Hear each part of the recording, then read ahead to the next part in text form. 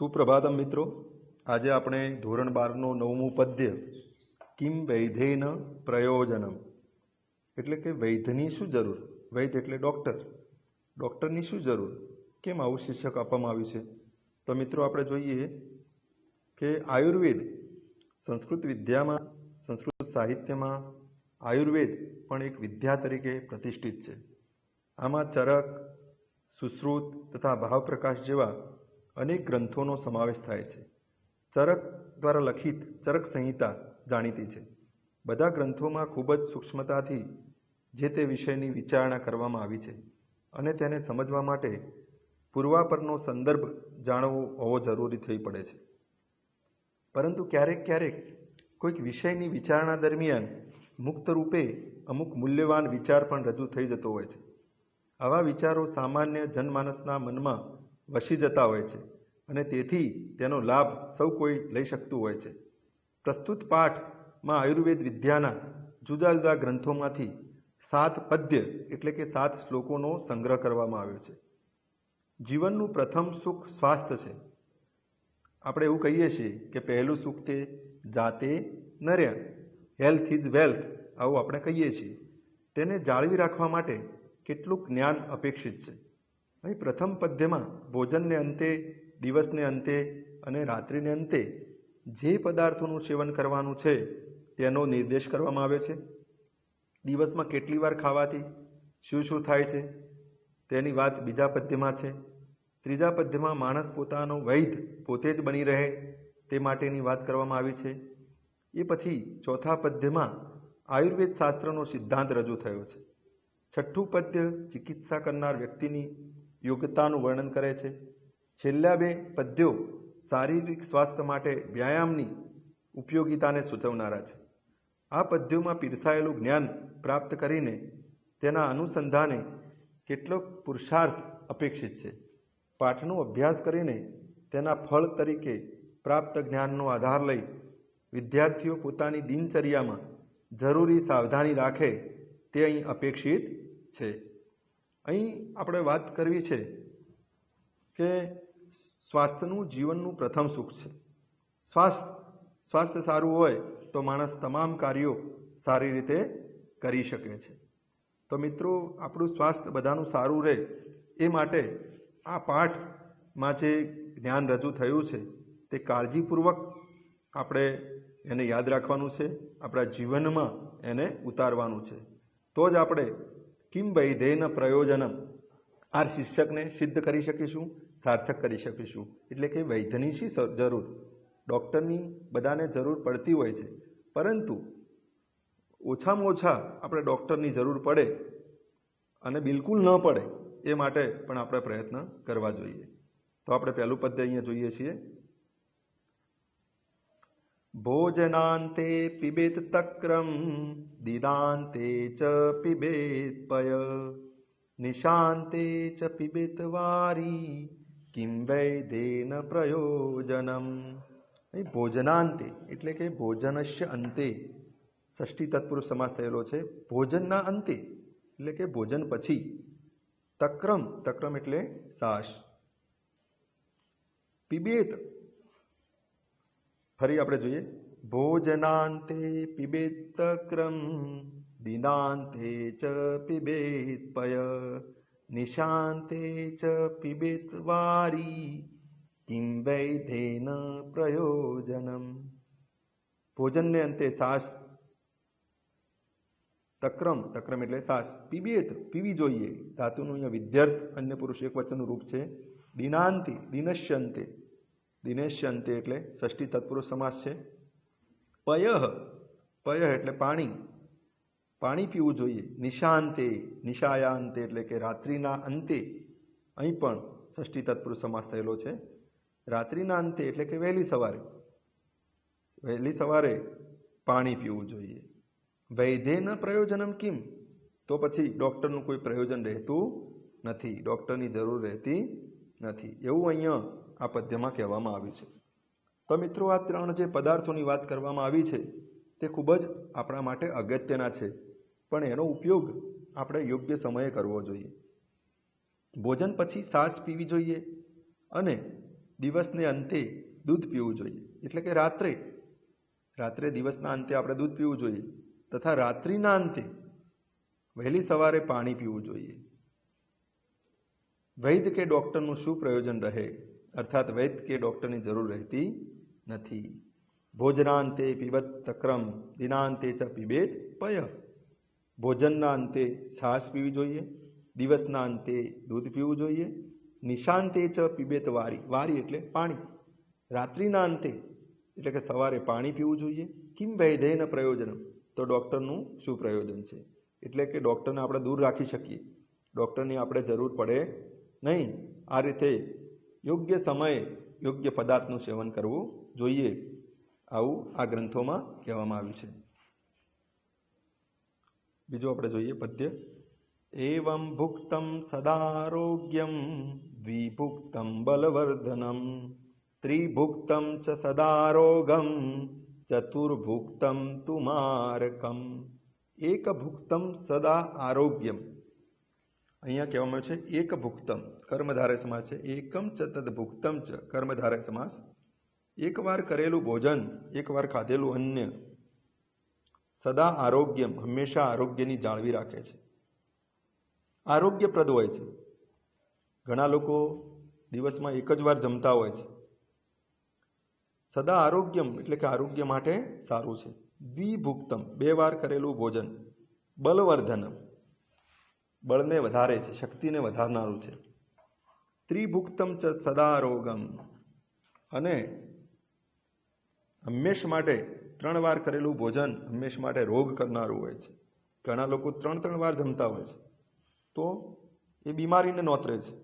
મિત્રો, 3 વાર ક્યારેય ભોજન કરવું જોઈએ નહીં.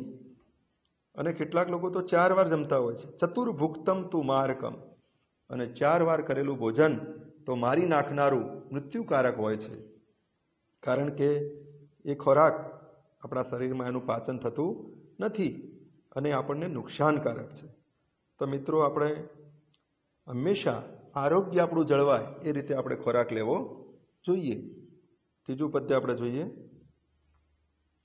હિતાહારા મિતાહારા અલ્પાહારા ચ એ જના ન તાન વૈધા ચિકિત્સંતી આત્મનસ્તે ચિકિત્સકાઃ. હિતાહાર, હિતાહાર એટલે હિતઃ આહાર એષામ, બહુવ્રીહી સમાસ, બહુવ્રીહી છે અહીંયા, હિતકારક ભોજનવાળા. મિતાહારમ, મિતઃ આહાર એષામ, જે મિતહારી છે. મિતહારી એટલે કે માપસરના ભોજનવાળા, પ્રમાણસર ભોજન કરનારા.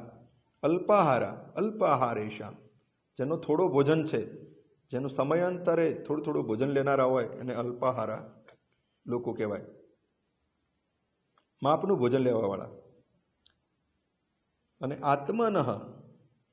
આત્મન પોતાના સ્વયંના, ચિકિત્સકાઃ વૈદો રોગનો ઉપચાર કરનારા, ચિકિત્સંતી ચિકિત્સ, અહીંયા વર્તમાન કાળ અન્ય પુરુષ બહુવચન છે, ચિકિત્સા કરે છે, સારવાર કરે છે.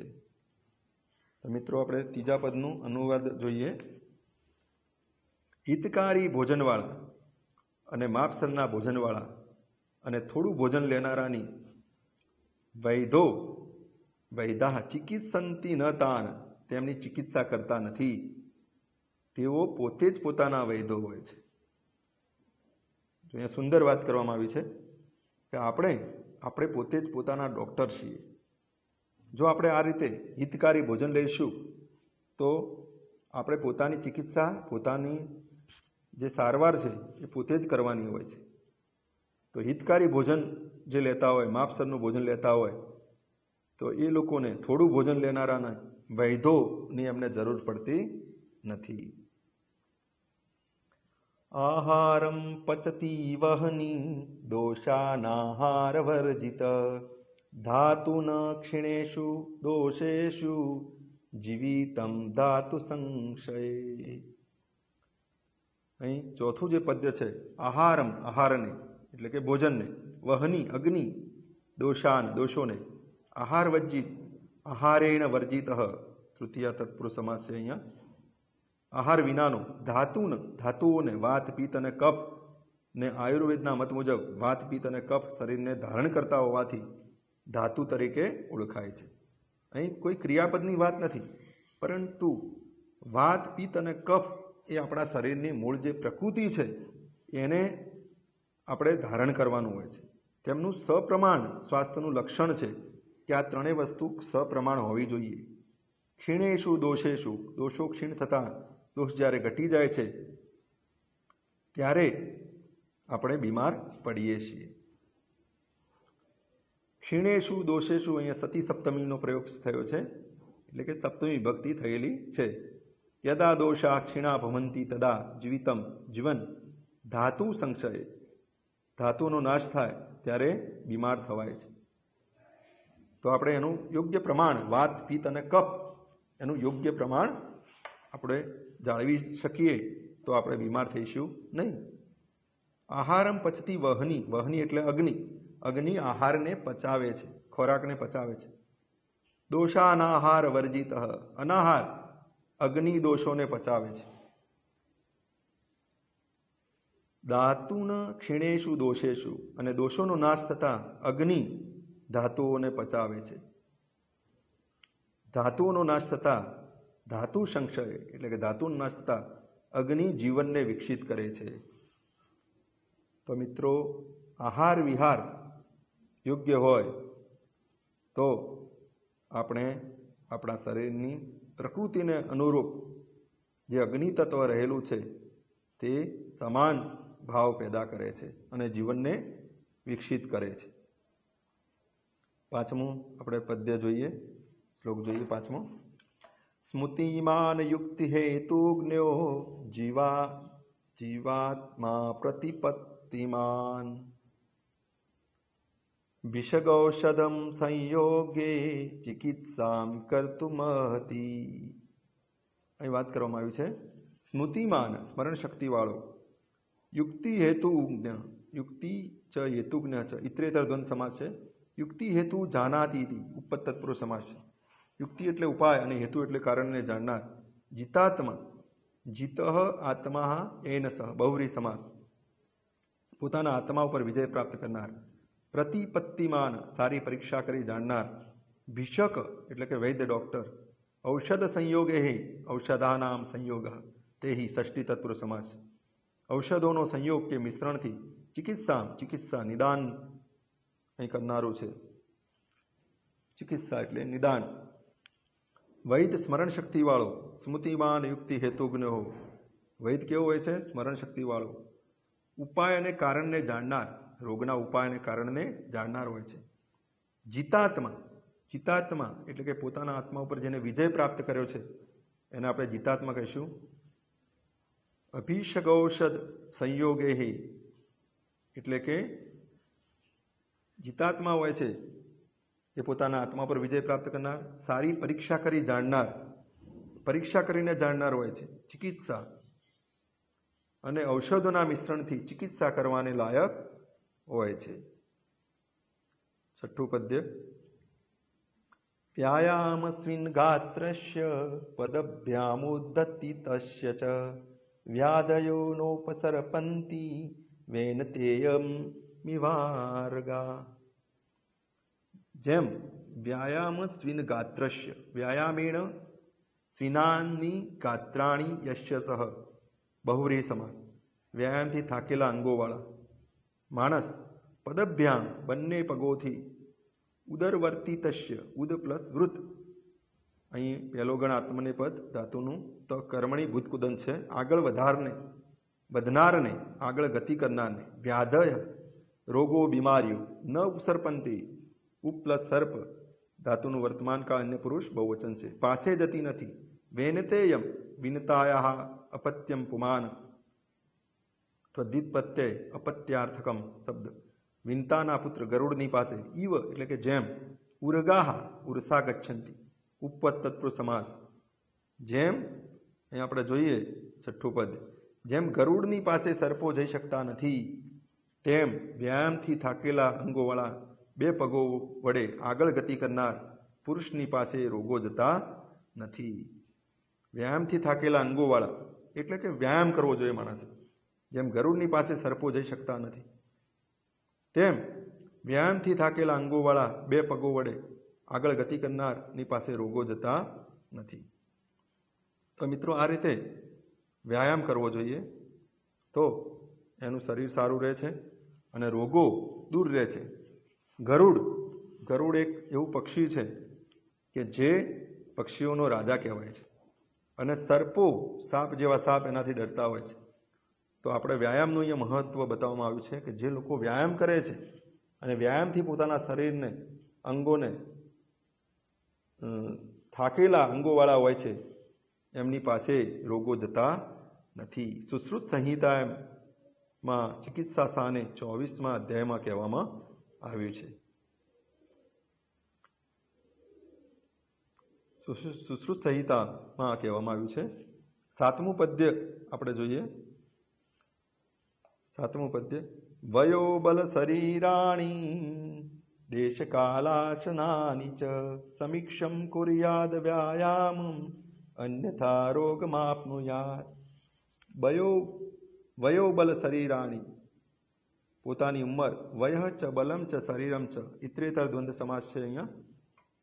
ઉંમર, શક્તિ અને શરીરને દેશ કાલાશનાની, દેશ ચ કાલ ચ અશનમ, ઇતરેતર દ્વંદ્વ સમાસ, સ્થાન, સમય અને ભોજન, સમીક્ષ્ય બરાબર તપાસીને, કુર્યાત ધાતુનું વિદ્યાર્થ અન્ય પુરુષ બહુવચન, આપનું યાદ વિદ્યાર્થ અન્ય પુરુષ એકવચન, પ્રાપ્ત કરવું જોઈએ.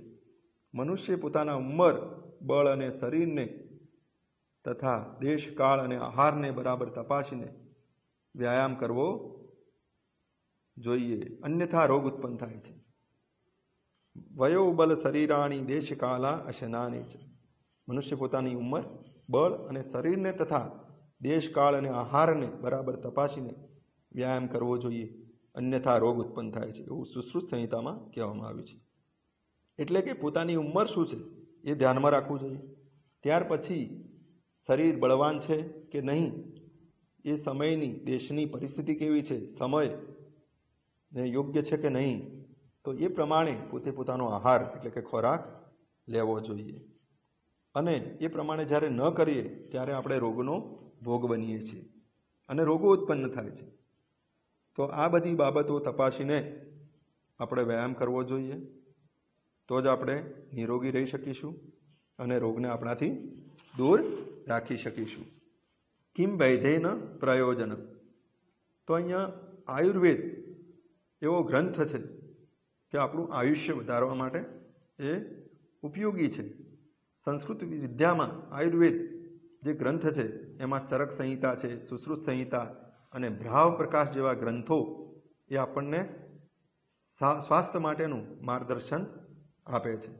તો મિત્રો આપણે એનો અભ્યાસ કરવો જોઈએ અને આ જે અમૂલ્ય વિચારો છે આ ગ્રંથોના, એ આપણે આપણા જીવનમાં ઉતારી અને આપણે એ પ્રમાણે ખોરાક લેવાનો પ્રયત્ન કરવો જોઈએ. આયુર્વેદ એ પણ વિજ્ઞાન છે. આ વિજ્ઞાનના વિવિધ ગ્રંથોમાંથી આપણે જે 7 પદ્યોનો અભ્યાસ કર્યો તેને આપણા જીવનમાં ચોક્કસ આપણે બધાએ ઉતારીશું અને આપણે આનું શ્લોકોનું અનુવાદ, શબ્દો, શબ્દાર્થ અને સ્વાધ્યાય સારી રીતે લખવાનું છે નોટબુકમાં.